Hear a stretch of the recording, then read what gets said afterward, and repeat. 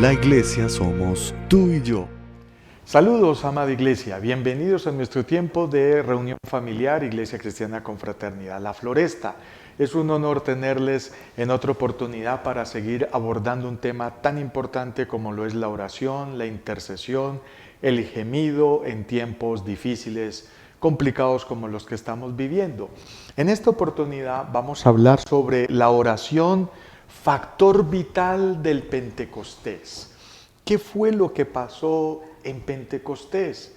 50 días después de la Pascua allá en Jerusalén, que es cuando llega el Espíritu Santo y bendice la iglesia de una manera tan especial. ¿Y qué implicaciones tiene para nosotros hoy? Leemos en Hechos capítulo 1, versículos 12 al 14 y versículos 2, y capítulo 2, versículos 2 y 3 dice así. Entonces volvieron a Jerusalén desde el monte que se llama del Olivar, el cual está cerca de Jerusalén, camino de un día de reposo. Y entrados subieron al aposento alto donde moraban Pedro y Jacobo y Juan, Andrés, Felipe, Tomás, Bartolomé, Mateo, Jacobo hijo de Alfeo, Simón el hijo Zelote y Judas hermano de Jacobo. Todos estos perseveraban unánimes en oración y ruego con las mujeres y con María la madre de Jesús y con sus hermanos. Cuando llegó el día de Pentecostés, estaban todos unánimes juntos, y de repente vino del cielo un estruendo como de un viento recio que soplaba, el cual llenó toda la casa donde estaban sentados. Y se les aparecieron lenguas repartidas como de fuego, asentándose sobre cada uno de ellos, y fueron llenos del Espíritu Santo. Oremos. Señor, gracias por tu palabra.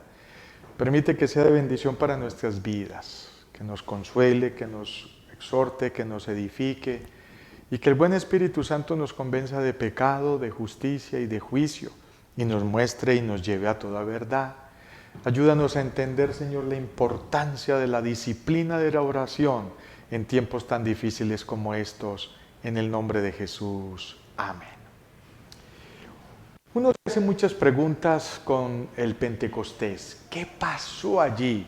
Como les decía en la introducción y en el saludo, después de la Pascua hebrea, cuando Jesús es sacrificado en la cruz al mismo tiempo que el Cordero en el templo, pasaron 50 días.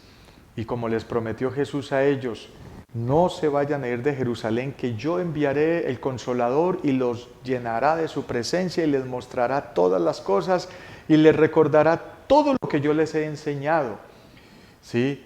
Mateo, Juan, Pedro, Jacobo, estos discípulos humanamente no hubieran podido recordar todo lo que Jesús les enseñó y plasmarlo en los 4 evangelios si no hubiera sido por el Espíritu Santo. ¿Pero qué estaban haciendo? ¿Qué estaba sucediendo en ese aposento alto? Ya leíamos que era el lugar de vivienda de buena parte de los discípulos, pero tenían 3 características fundamentales. Número 1, oración. ¿Sí? La oración de adoración contemplativa, ¿sí? Y en el original es prousege, oración, adoración, por implicación oratorio, capilla, oración, orar fervientemente. Miren una de las características del Pentecostés: la oración, el gemido, el clamor, la intercesión, caer de rodillas y buscar al Señor. Número 1. Número 2, ruego. Dice que tenían ruego de intercesión, o sea, sí, que es el concepto en el original que significa peticiones, oración, rogar, rogativa, ruego y súplica.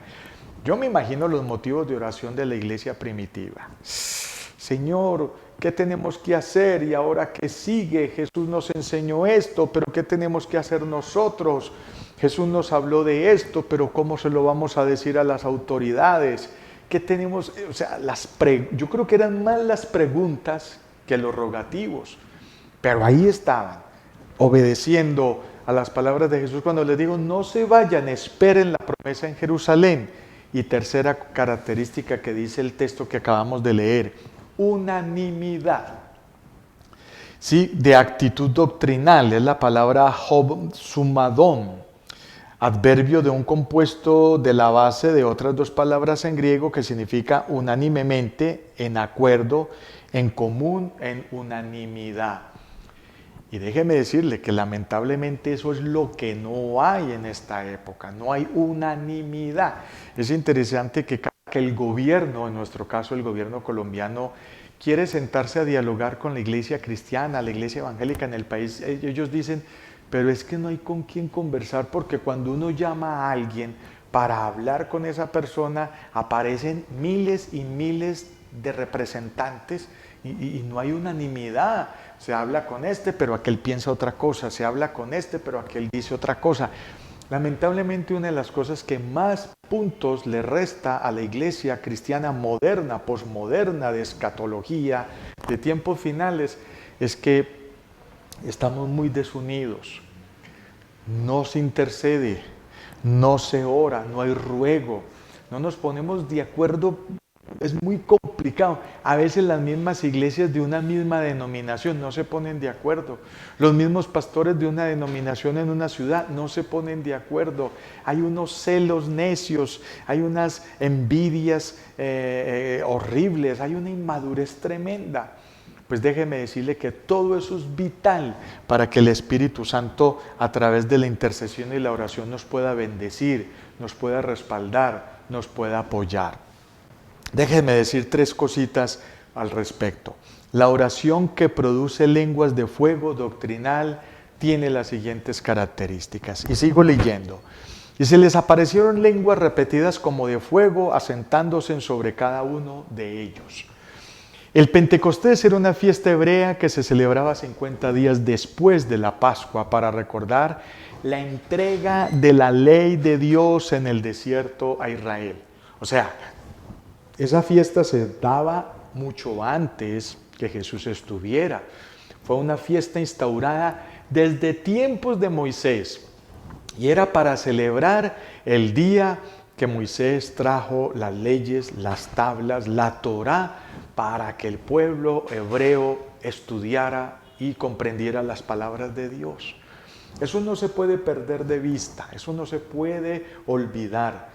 La llenura del Espíritu Santo llegó sobre la iglesia en la fiesta que se celebraba la palabra de Dios en el corazón de los seres humanos. Vital, vital. Yo puedo decir que estoy lleno del Espíritu, yo puedo decir que soy tremendo intercesor, pero no me sé un solo versículo de memoria.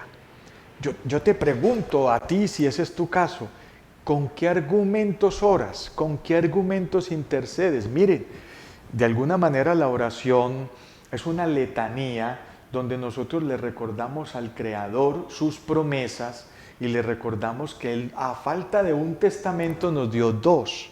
Si yo no conozco el contenido de esos testamentos, yo no puedo reclamar como testador, yo no puedo reclamar nada. Es decir, la esencia de la oración es el conocimiento que tengo de la palabra de Dios. La razón de ser de la intercesión es según las promesas, según las demandas que conozco del texto sagrado para orarlas. No hay cosa más fantástica que le agrade al Padre que le oremos y intercedamos argumentando con lo que está en la palabra de Dios. Dios escogió ese día para la llegada oficial de la tierra del Espíritu Santo sobre la iglesia, como símbolo de la llegada de la palabra de Dios sobre los creyentes. Y miren qué bonito este principio, qué interesante este principio. Como les decía, los discípulos tenían vagamente tanta información que Jesús les enseñó en 3 años larguitos. ¿Qué hizo el Espíritu Santo? Recordárselos, afianzárselos, iluminarlos. Lo que hizo el Espíritu Santo fue conformar esos 4 evangelios que ellos iban a confeccionar y a testificar y a predicar. Por ejemplo, el Evangelio de Marcos no es 100% de Marcos. Marcos lo escribió, pero Marcos era parte del equipo misionero de Pedro y Pedro en sus prédicas iba anunciando todo lo que escribió Marcos. Realmente, para ser justos, uno debiera de hablar del Evangelio de Marcos y Pedro, o el Evangelio de Pedro y Marcos, ¿sí? El Espíritu Santo recordándoles todo lo que Jesús había enseñado. Y eso es lo que el Espíritu Santo quiere hacer con nosotros en oración e intercesión, recordarnos la palabra, iluminarnos la palabra para entender un texto, para entender un salmo, para entender una parábola, para entender literatura histórica bíblica, biografía histórica bíblica. Eso pasó en Pentecostés a través de la oración. Todo lo enseñado por Jesús, entendido y no entendido, fue claro para los apóstoles desde ese día en adelante. ¿Por qué? Estaban orando, perseverando, unánimes en todas las cosas doctrinales y obedientes esperando la promesa del Espíritu Santo. El fuego es sinónimo de la luz, de calor y purificación. ¿Cuán importante es todo esto para el cristiano de hoy? Se necesitaba, miren, así como el Sinaí, así como el monte Sinaí ardía cuando la presencia de Dios se instalaba arriba, arriba del monte mientras Moisés recibía la ley, y se veían rayos, centellas, y dice el texto que el pueblo no se podía acercar ni siquiera a las faldas del monte. Pasó y parecido con Pentecostés, sucedió parecido con Pentecostés. En el Sinaí eran rayos y centellas, en Pentecostés fueron lenguas de fuego sobre la cabeza de los 120 más o menos que estaban, según Lucas, en esa casa. Pero llama la atención que Israel no podía acercarse al monte. Aquí el Espíritu Santo ya viene sobre la iglesia primitiva y los bautiza, los llena, los ilumina con su presencia. Pero vuelvo e insisto, ¿qué estaban haciendo? Jugando PlayStation. ¿Qué estaban haciendo? De compras. ¿Qué estaban haciendo? Chismografiándose unos con otros. No. ¿Qué estaban haciendo? Organizando un show, un espectáculo de culto para poderle sacar la plata de los bolsillos a la gente. No. La iglesia primitiva estaba orando, unánimes, intercediendo, clamando, gimiendo, y atrajeron la presencia del Espíritu Santo sobre sus vidas. Entonces la oración es clave si tú quieres sentir la llenura del Espíritu Santo. ¿Cuándo fue la última vez que fuiste a un ayuno al templo? ¿Cuándo fue la última vez que hiciste un ayuno en tu casa?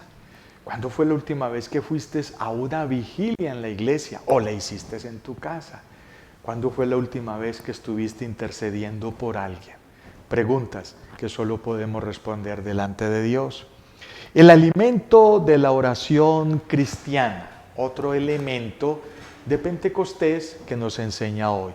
Y sigue diciendo Mateo 26, 36 al 42, leo en favor de ustedes, dice así: Entonces llegó Jesús con ellos a un lugar que se llama Getsemaní y dijo a sus discípulos: Sentaos aquí entre tanto que voy y allí y oro. Y tomando a Pedro y a los dos hijos de Zebedeo, comenzó a entristecerse y a angustiarse en gran manera.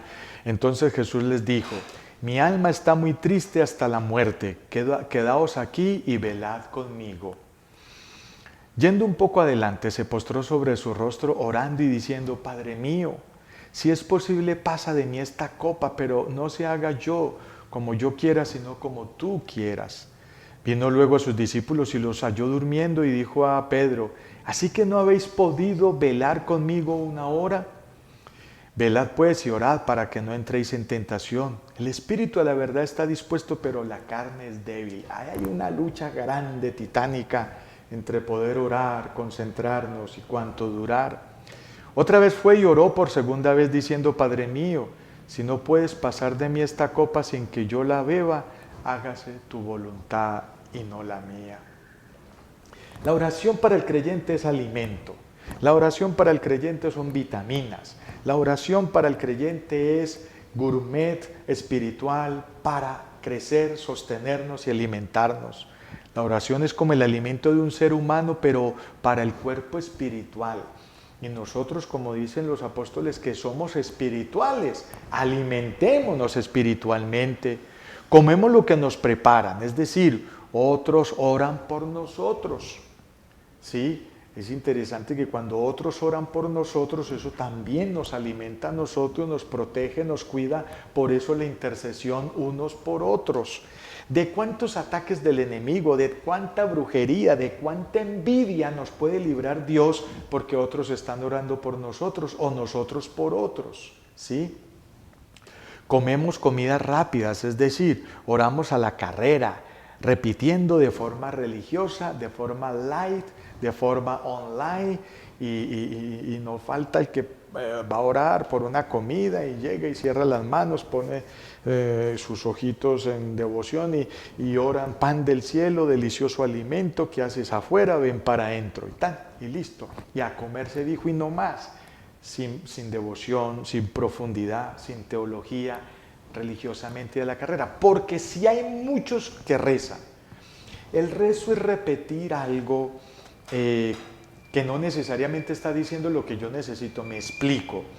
Si tus hijos tienen que presentar exámenes del IFEX, exámenes de saber, exámenes de universidad, ¿en qué parte del Padre Nuestro dice sobre eso?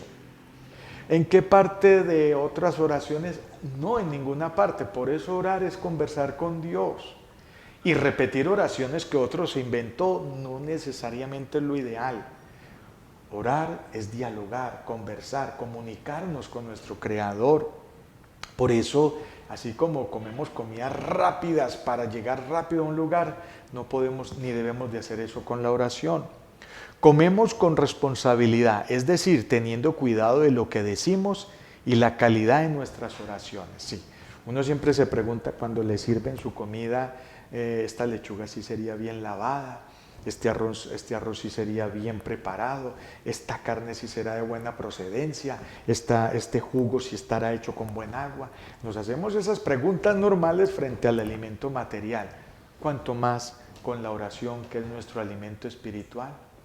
¿De qué calidad lo hacemos? ¿Con qué calidad buscamos la presencia del Señor? Comemos con cuidado, es decir, con madurez y discipulado a otros, de la experiencia que hemos ganado en la oración contemplativa e intercesora. Hay muchas maneras de comparar la oración, pero esta es muy buena con el alimento material. La oración contemplativa, la oración de adoración, la oración por intercesión, la oración por guerra espiritual, la oración por buscar al Señor. Hay mucha variedad de oraciones, necesarias todas, y a Dios le place todo eso. Por eso el principio dice: el Padre busca adoradores e intercesores en espíritu y en verdad. Y tercero y último, razones para orar y estar avivados como en Pentecostés. ¿Cuáles son las razones? Mateo 24, 24, 28, mire lo que dice el texto sagrado, querida iglesia. Porque se levantarán falsos cristos y falsos profetas y harán grandes señales y prodigios, de tal manera que engañarán, si fuere posible, aún a los escogidos, a los creyentes, a los que oran. Ya os lo he dicho antes. Así que si os dijeren: mirá, está en el desierto, no salgáis, o mirá, está en los aposentos, no lo creáis. Porque como el relámpago que sale del oriente y se muestra hasta el occidente, así será también la venida del Hijo del Hombre. Porque donde quiera que estuviese el cuerpo muerto, allí se juntarán las águilas.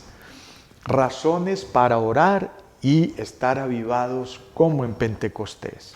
Somos una generación apocalíptica, esa es una realidad, que está viviendo el séptimo día en el reloj de Dios.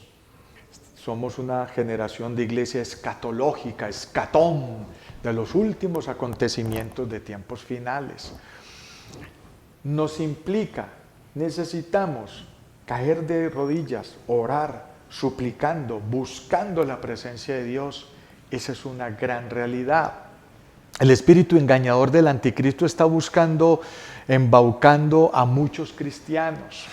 Hoy en día hay muchos lugares donde pueden orar por ti, donde te pueden imponer las manos, donde te pueden ungir, pero mucho cuidado. El principio dice: no impongas las manos con ligereza, o no, que no te impongan las manos con ligereza, porque uno no sabe quién está orando por uno y qué está orando, ¿sí?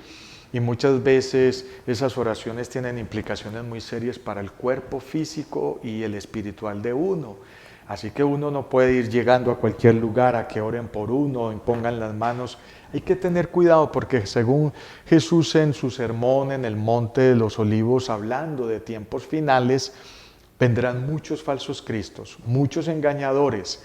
Y muy triste porque también otra de los menesteres que está sucediendo es que no solo oran por ti, sino que tienes que pagar por la oración. Y esa es una señal de que estás en un lugar equivocado y con las personas equivocadas y haciendo lo equivocado. No, Señor, para orar con Dios, para escuchar a Dios, para recibir la bendición de Dios, ahí no se necesita un trueque económico, por ninguna razón. Es gratis. La apostasía está en toda su magnitud, destruyendo iglesias cristianas y la fe de muchos. La apostasía corre por las redes sociales, la apostasía corre por los medios impresos, la apostasía corre por los antitestimonios de la gente, el amor de la gente se está acabando. O sea, estamos viviendo tiempos de mucha confusión, de mucho conflicto, de mucho problema. Y solo los que estén en comunión con el Espíritu Santo y orando al Padre para que el Espíritu nos muestre y nos lleve a toda verdad, quedaremos firmes y habiendo acabado todo, estar llenos de júbilo y de haber salido adelante con fe emuná. La venida de Cristo está pronta y no será un proceso sino un estruendo acompañado de un gran relámpago y listo. Aquí está Jesús describiendo cómo va a ser su venida, como un relámpago, ¿sí? De un lugar a otro, que eso no da tiempo sino de escuchar el estruendo y la luz y no más, a nivel mundial. Y si Jesús lo dijo, eso se va a dar. Estamos preparados como las vírgenes prudentes para escuchar y recibir ese relámpago, ese estruendo y heredar por la eternidad con nuestro Señor. Jesús nos pide que estemos alertas como las águilas a su alimento diario. Las águilas sabemos que están volando y cuando una de ellas detecta un lugar donde hay un cadáver, ¿sí? Ella empieza a volar alrededor y las otras que ven que ya esta está volando alrededor vienen y se unen con la otra. Por eso a veces vemos ese poco de animales volando. A la fija abajo hay un cadáver, entonces ya ellos empiezan a bajar a disfrutar de ese cadáver. ¿Qué está diciendo Jesús? Que Él quiere atraernos como se atrae el gallinazo, por su presa, por su alimento, por su comida. Quitemos de la comparación el concepto de la mortecina, de la carruña, no hay problema. Pensemos en un cadáver recién muertecito, fresquecito. Bueno, nosotros también tenemos que estar pendientes de dónde está la presencia del Espíritu de Dios, dónde está Cristo obrando, para que nos unamos, como da la comparación aquí Jesús, donde quiera que estuviera el cuerpo muerto, allí se juntarán las águilas. ¿Eres tú como un águila? ¿Soy yo como un águila pendiente de dónde es que está el alimento que necesito para vivir? Y recuerden que el alimento de nosotros hoy va en términos de alma, va en dos sentidos. Alimento por comunión con el Espíritu Santo, alimento por intercesión con nuestro Creador. Vamos a concluir, vamos a terminar. Jesús mismo dependía de la oración para hacer la voluntad del Padre por medio del Espíritu Santo. ¿Quiénes nos creemos nosotros para no disciplinarnos en la oración? ¿Quién te crees tú? ¿Quién me creo yo para no tener que orar si Jesús tuvo que hacerlo? Hasta los apóstoles le pidieron a Jesús que les enseñara la disciplina de orar con buen contenido, como fue el Padre Nuestro para los apóstoles y nosotros. La oración no es un don, es una disciplina cristiana que solo los cristianos maduros saben aprovechar, disfrutar y practicar. La oración atrae las lenguas del conocimiento del fuego de la palabra de Dios a nuestra mente y corazón. Entre más ores, más Biblia. Entre más Biblia, más conoces al Padre, más conoces al Hijo y más conoces al Espíritu Santo. La disciplina de la oración nos vuelve unas águilas para esperar la venida de Cristo por su iglesia y estar pendientes y arrebatar con nuestras uñas espirituales esa presencia de Dios para llevarnos a la eternidad. Y por último, estamos viviendo tiempos apocalípticos y solo los cristianos de ferviente oración estarán preparados para semejantes ataques y retos para los cristianos de hoy con la ayuda del Espíritu Santo. Vamos a orar. Señor, gracias. Gracias porque tu palabra es clara, contundente, categórica y de bendición. Háblanos, ministranos, Señor, a través de ella. Gracias por la oración, por la disciplina de la oración. Ayúdanos a orar en la mañana, a mediodía, en la noche, como lo hacía Daniel, oh Dios. Ayúdanos a orar por los alimentos, a darte gracias por el día, por la noche. Ayúdanos a interceder por el reino de los cielos, a orar por nuestra familia y a ser hombres y mujeres de completa comunión con tu palabra. Tu iglesia, Señor, recibe la bendición del Padre, del Hijo, del Espíritu Santo. Y todo esto te lo pedimos en el nombre de Jesús. Amén. Dios les bendiga. Hasta una próxima.